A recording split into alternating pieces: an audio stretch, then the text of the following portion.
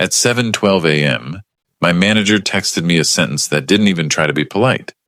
"Derek, you're not coming to the client presentation." No call. No, "Hey, quick change."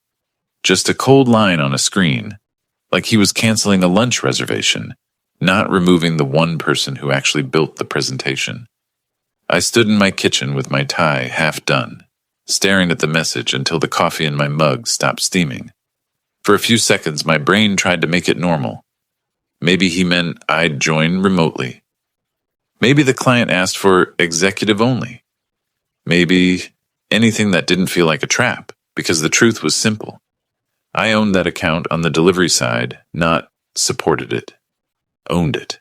The client, Northbridge Financial, was a regional bank with a compliance team that treated every vendor like a potential headline. This wasn't a casual check-in. Today's presentation was the final alignment before they signed the renewal and expansion. 7 figures. Quarter-defining money. The kind of contract that turns a VP into a hero. And I'd been living in it for months. I knew which integrations were fragile. I knew which security questions they asked to test you.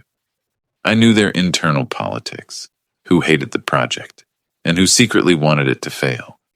I also knew Derek. He was the kind of manager who loved meetings and hated details. He lived for the moment someone important nodded at him.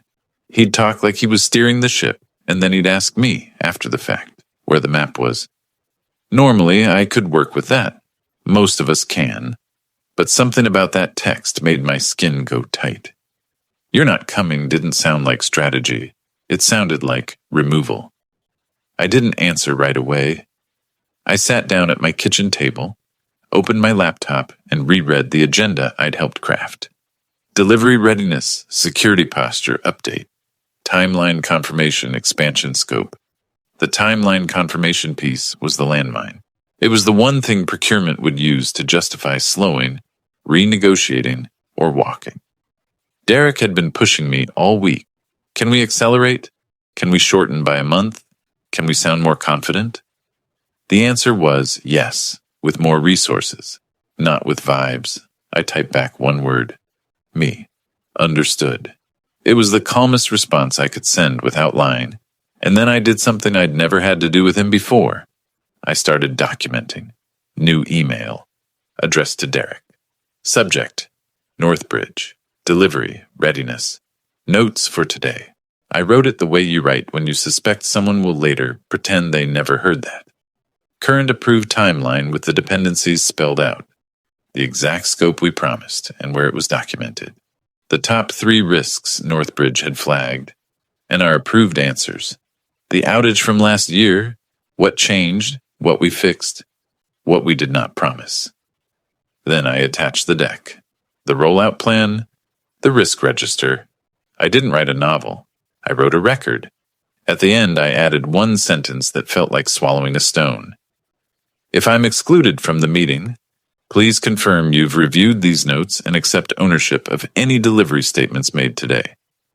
I stared at that line for a full 10 seconds before sending it. It sounded aggressive. It also sounded necessary. I hit send at 7:26 a.m. 2 minutes later, another notification popped. My calendar refreshed, and the client meeting was gone. Not declined, not rescheduled, removed. That's the kind of thing that makes your stomach drop because it's not a scheduling choice. It's a decision to erase you. I sat there in my kitchen listening to my refrigerator hum, and I realized my hands were clenched so tight my knuckles hurt. I kept thinking, why would he do this now?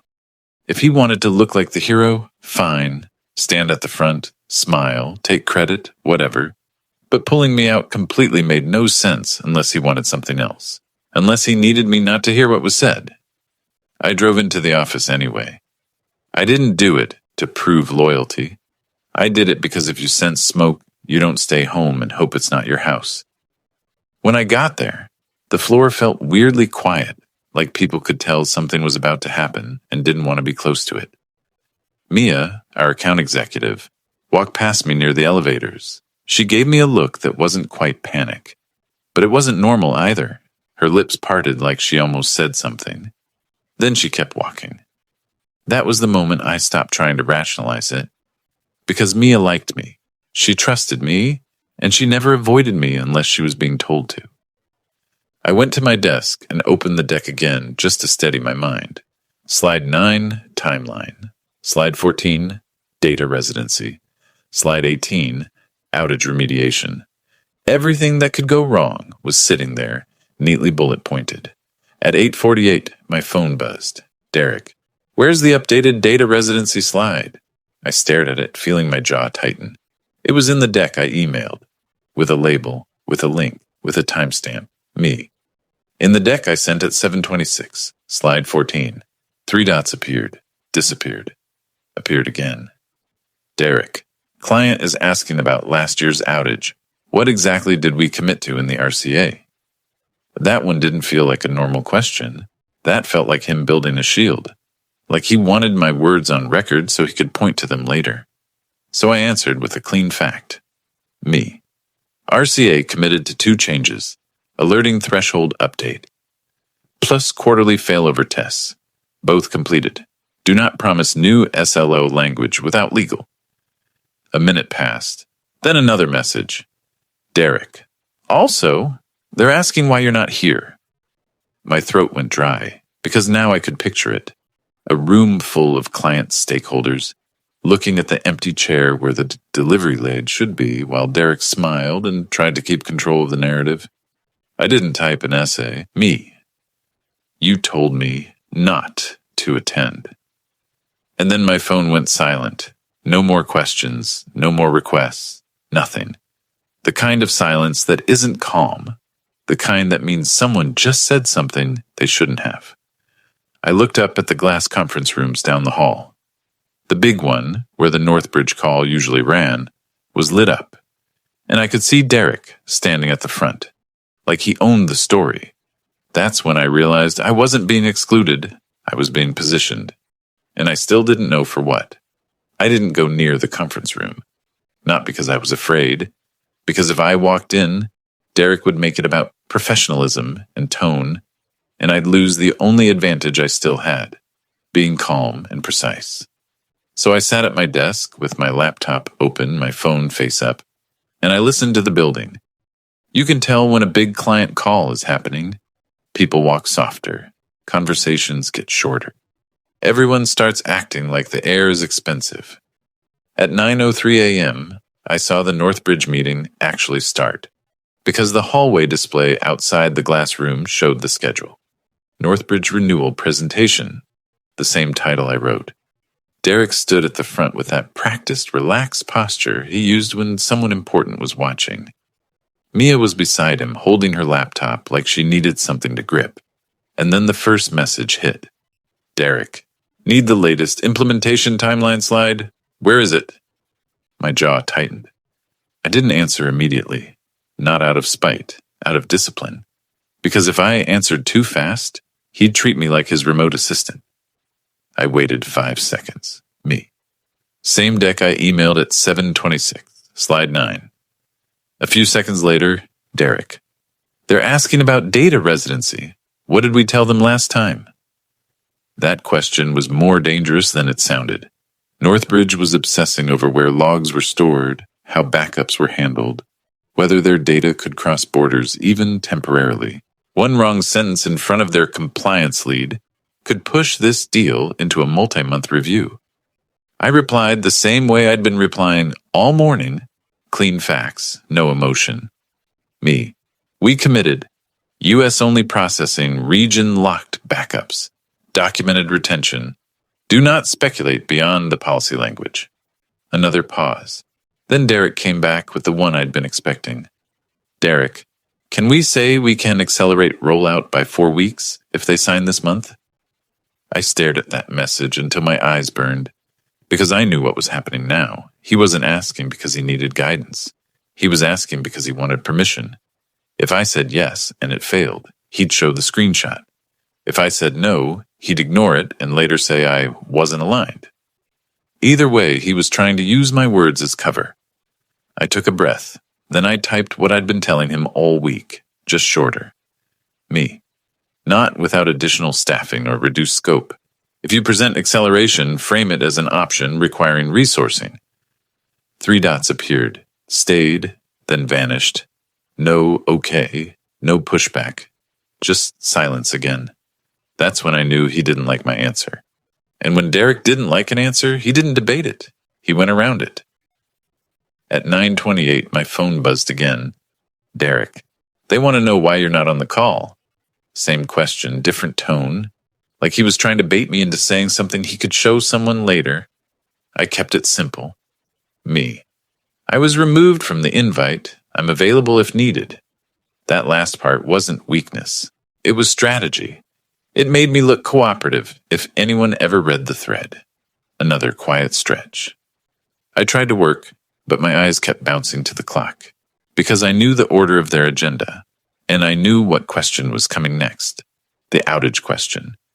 Last year, during an overnight deployment, a failover didn't trigger the way it should have. The client saw downtime. Their internal monitoring screamed. It didn't turn into a public incident, but for a bank, it didn't hit the news is not the same as it didn't matter. We'd done an RCA, we'd implemented changes.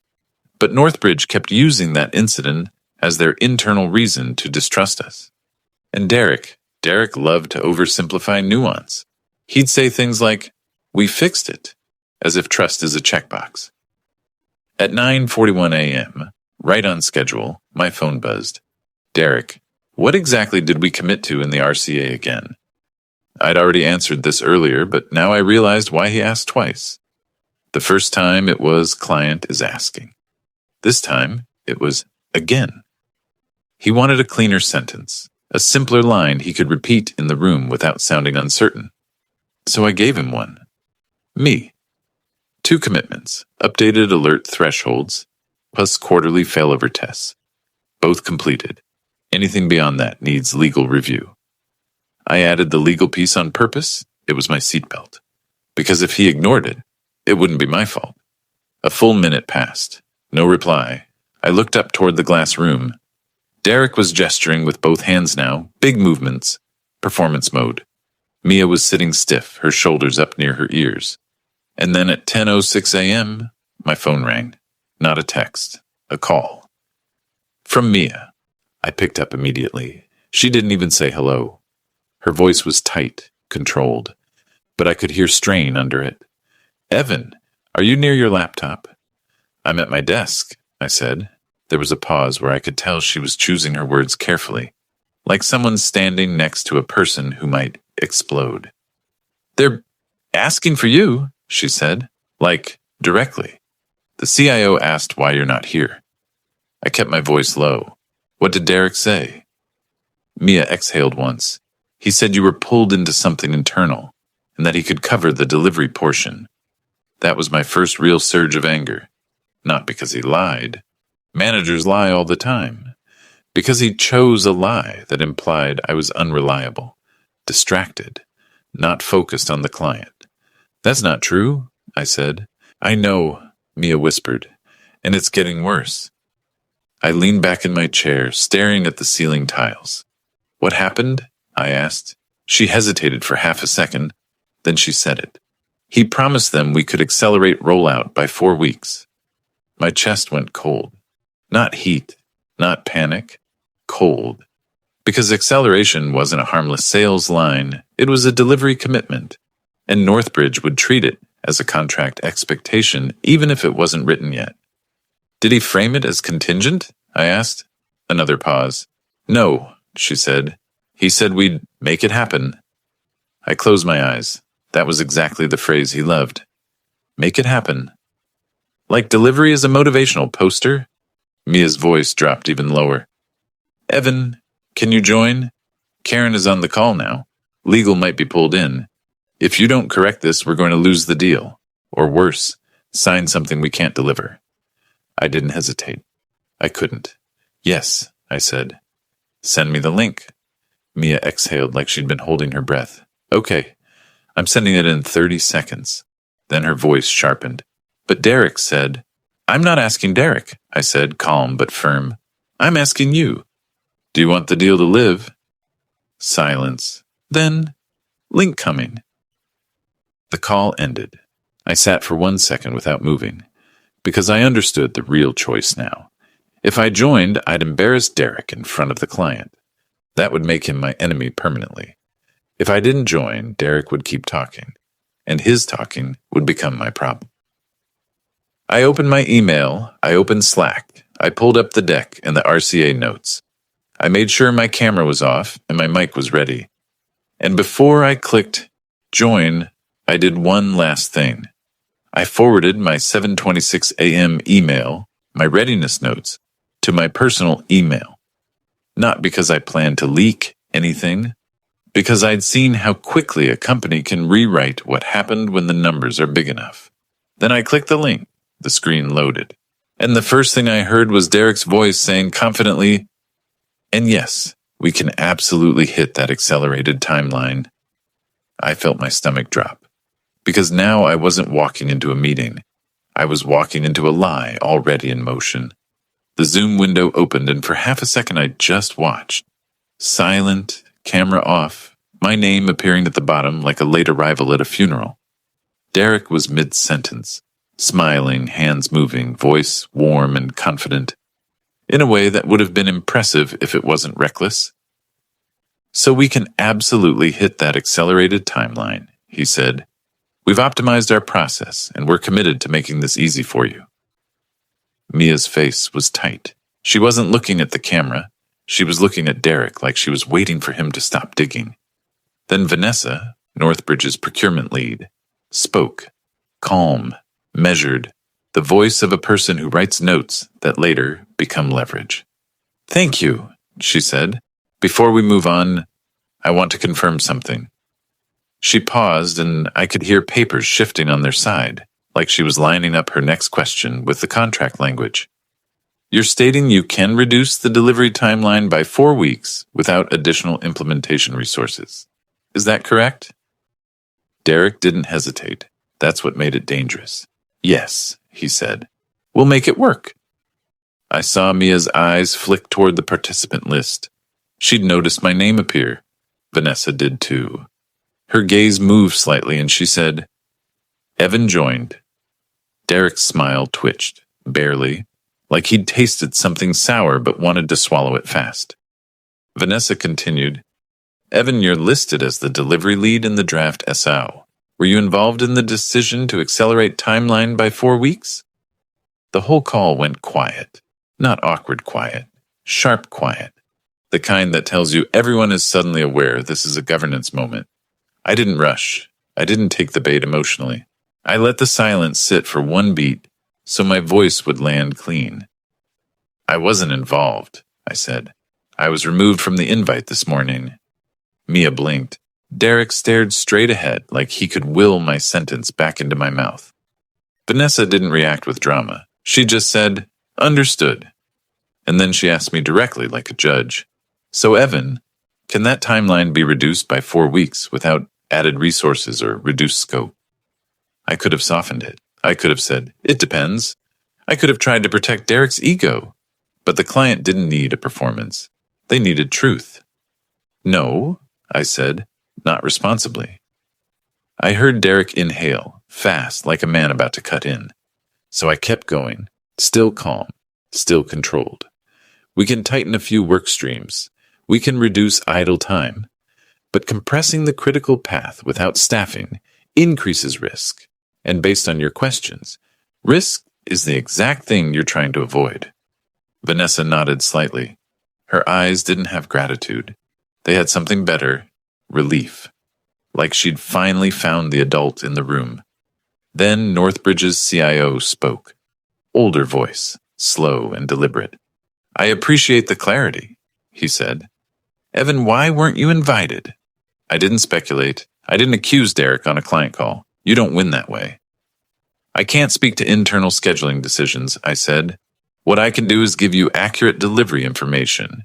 If you want the timeline in the draft to SO, I can own it and deliver it. If you want an accelerated timeline, I can scope what it would take and get it approved in writing." That line shifted the call, because it offered them governance. It offered them a clean decision path. Derek tried to jump back in, laugh it off, regain the tone. Right.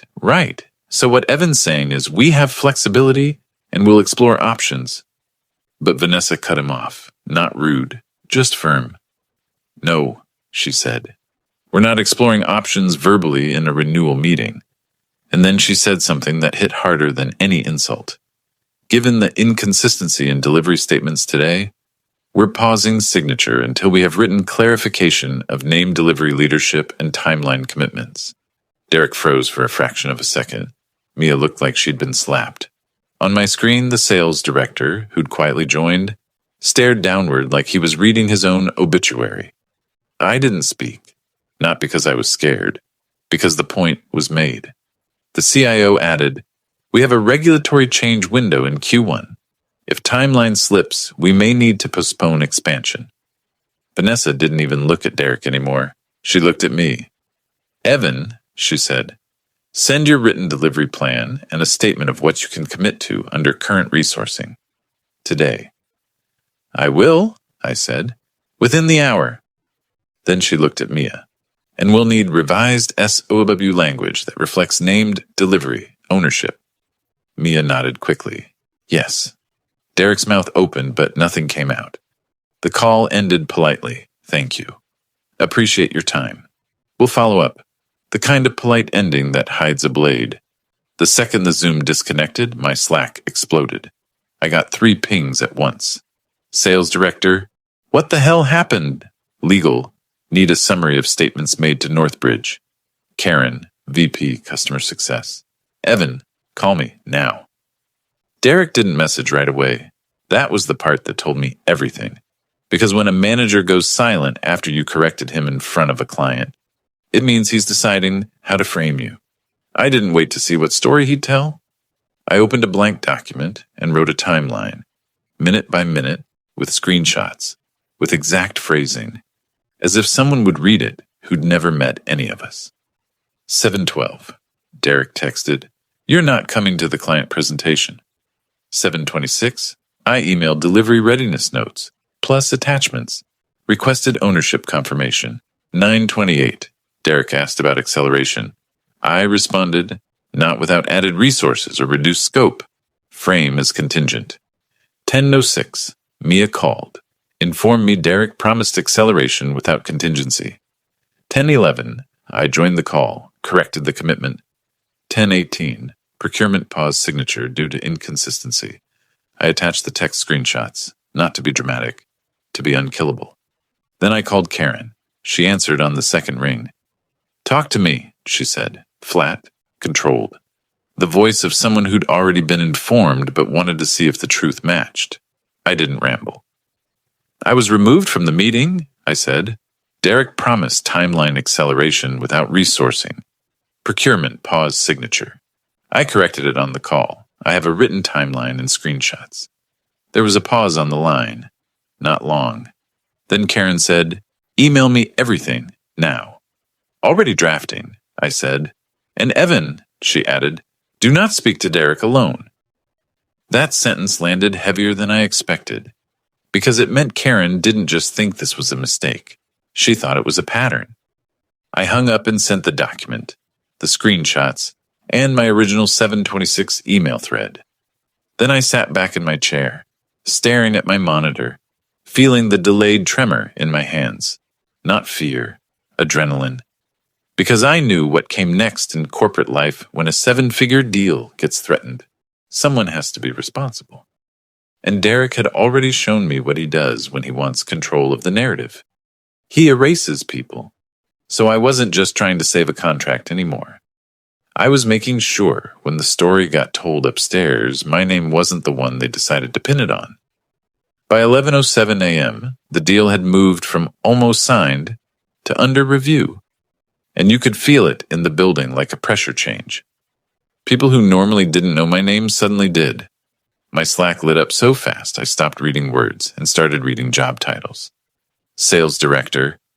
Get in a room. Karen wants everyone. Legal. Alicia.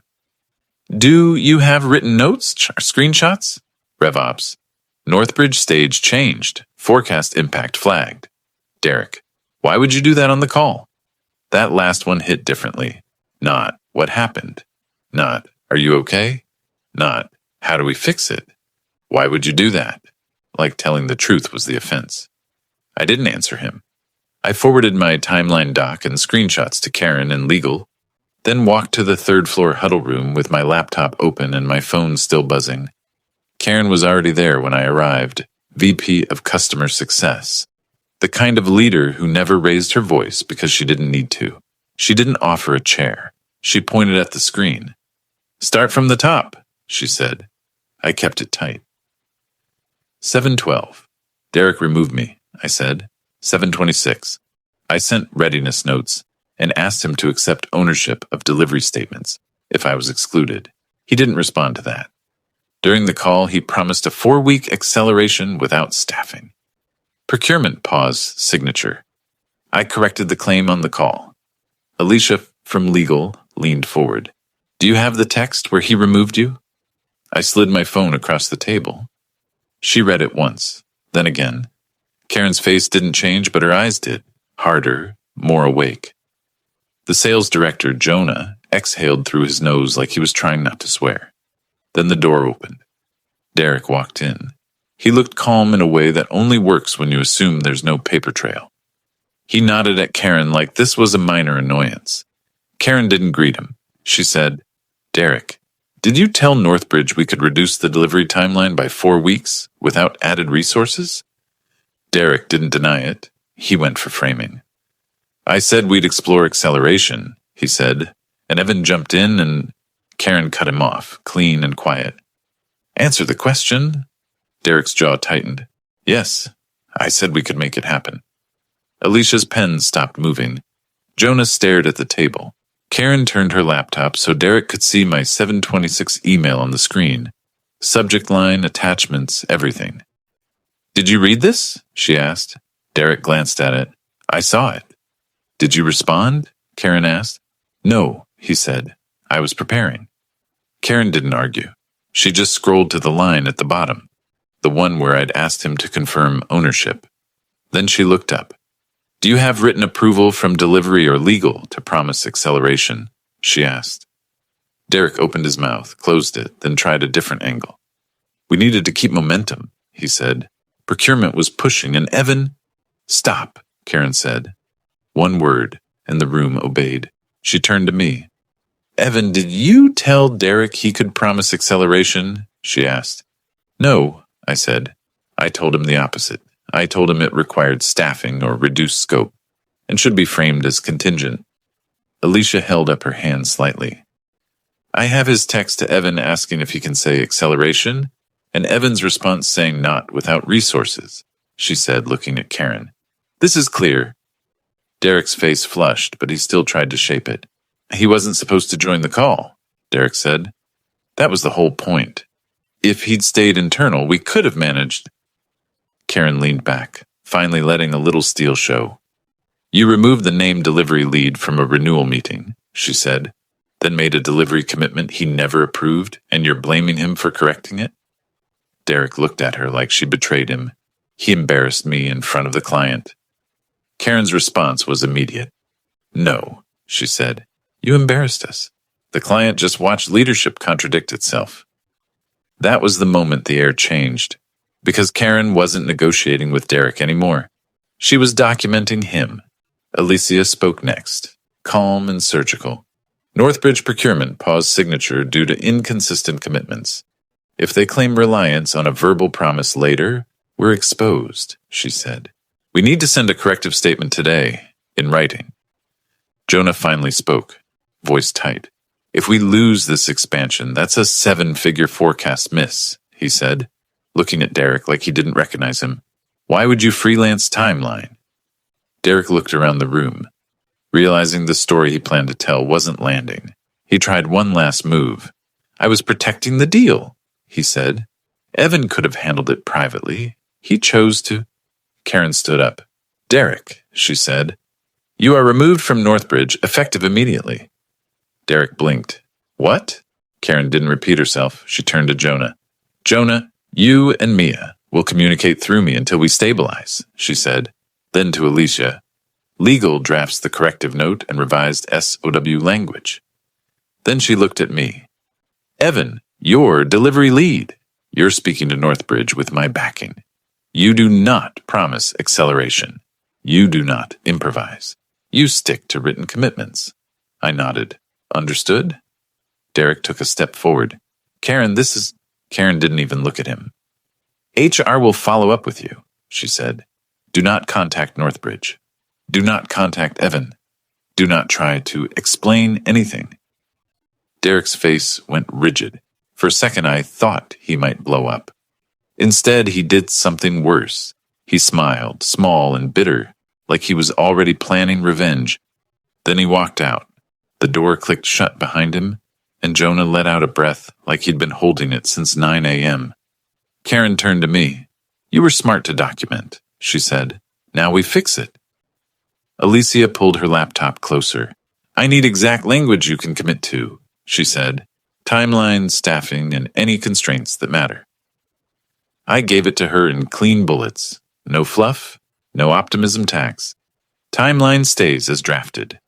Acceleration requires 2 additional implementation engineers or reduced scope. Any SLA language changes require legal review, governance, weekly steering, written change control, name delivery owner. At 12:12 p.m., Karen forwarded the corrective note to Mia with one instruction. Send this to procurement immediately. At 12:19, Mia messaged me privately. They're furious, but they're listening. CIO asked if you can join a recovery call at 1 nice chew. I replied, yes. Invite Karen. No surprises. Then my phone buzzed again. A message from Derek, not Slack. Text. Derek, you think you won? You just made enemies. I stared at it for a second. Then I screenshot it, attached it to the same thread I'd been building all day, and sent it to Karen with one sentence. FYI, I won't engage. Karen replied almost instantly. Good, keep your head. We're almost there. And that's when I realized something I hadn't fully understood until that moment. The contract wasn't the only thing being questioned by noon. So was Derek's place in the company. And the next call with Northbridge would decide which story became official. At 12:58 p.m., I joined the recovery call with Northbridge. Karen was already there. Mia was there too, quieter than usual, like she'd aged 5 years in a morning. On the client side, it was Vanessa from procurement, the CIO, and one person I hadn't expected. Northbridge's internal counsel. That told me everything. This wasn't, we're annoyed. This was, we're deciding whether we can trust you. Karen opened with a clean, controlled statement. Thank you for taking the call, she said. We want to clarify commitments made earlier today. We are correcting one statement immediately. The delivery timeline will not be accelerated without written scope change and resourcing. Evan is the named delivery lead, and he is the authority on implementation commitments. No drama, no apology tour, just governance, Vanessa replied, calm but firm. We appreciate clarity, but we need to understand why we heard 2 different realities in one meeting. Karen didn't throw Derek under the bus by name. She didn't need to. She simply took ownership as leadership. We did not follow our internal approval protocol this morning, she said. That is on us. We have corrected it. From this moment forward, all delivery commitments will be in writing and signed off by delivery and legals before being presented. The CIO cut in. And the accelerated timeline? I answered steady. If you want the original timeline, we can deliver it with the current team. If you need it 4 weeks faster, we can do it. But it requires one of 2 things. Additional implementation staffing from our side, or reduced initial scope. I can put both options in writing today. I watched their faces. The counsel wasn't emotional. He was scanning for ambiguity to exploit later. Vanessa asked the question that mattered. Evan, she said, can you commit that what you just said is what will appear in the revised SOW, verbatim? Yes, I said, and I will attach the delivery plan with dependencies so it's enforceable and transparent. There was a pause. Then unexpectedly, the CIO asked something else. Why weren't you invited to the original presentation? That was the moment where I could have played victim. I could have implied sabotage. I could have made it personal. I didn't. Internal misalignment, I said. It's been corrected. My focus is making sure you get delivery truth, not sales optimism. Karen backed it immediately. Evan's statement is the company's statement, she said. Vanessa leaned back slightly, eyes narrowed, thinking. Then she said, Okay, here's what we need to re-enter signature today. She listed it like a checklist. Revised SOW naming Evan as delivery lead. Timeline language matching what we just stated. Change control clause. Any acceleration requires written approval. Weekly steering committee with documented minutes. Karen didn't hesitate. Agreed. Mia finally spoke, voice small. I'll send the revised SOW within 2 hours. Vanessa said, Good, because if this slips, we will postpone expansion to next quarter. Not a threat. A fact. The call ended, and for the first time all day, my shoulders loosened. Not because we'd won, because the rules were clear again. At 2:31 p.m., Legal sent the revised SOW to Northbridge. At 3:18 p.m., Vanessa replied, Language looks aligned. Final internal review. At 4:04 p.m., the signature arrived. No celebration, no Slack fireworks, just a PDF with names on it. 7 figures preserved, barely, because the client heard one voice they could trust. And the best part? The SOW listed, Name Delivery Lead, Evan R. Escalation Owner, VP Customer Success, Karen L. Change Control, required for scope timeline adjustments. It wasn't just a contract. It was a boundary made official. 2 weeks later, Derek's calendar went blank. Not literally fired in a dramatic way. Corporate doesn't do drama when it can do paperwork. His recurring meetings disappeared first. Then his access to the Northbridge channel vanished. Then he stopped showing up. Someone told me he was pursuing opportunities. That's what they say when an executive decision gets wrapped in polite language. Mia caught me by the coffee machine one morning and said quietly, He tried to blame you. I didn't ask how she knew. I already knew. What happened? I asked. She looked down. Karen pulled up your email, the screenshots, the timeline, and Derek didn't have anything. No approvals, no written plan, just words. I nodded once, because that was the whole story, stripped to the bone. Words versus records. A month after the Northbridge renewal, Karen asked me into her office. She didn't waste time. You handled pressure without drama, she said. You protected the client and the company, and you documented like someone who understands how corporate narratives work. Then she slid a folder across her desk. Principal Delivery Lead. Direct report to her. More responsibility. More visibility. But also something I hadn't had before. Structural protection. I accepted. And that night, when I got home, I opened my phone and looked at that 7:12 a.m. text again. You're not coming to the client presentation. It didn't sting anymore. It felt like a line I'd crossed, because I learned something I wish I'd learned earlier in my career. When someone blocks you from the room where your name will be used, it's rarely about strategy. It's about blame. So you don't argue. You don't beg. You don't explode. You document. You stay calm. You tell the truth once, and you let the contract and the consequences question the right person.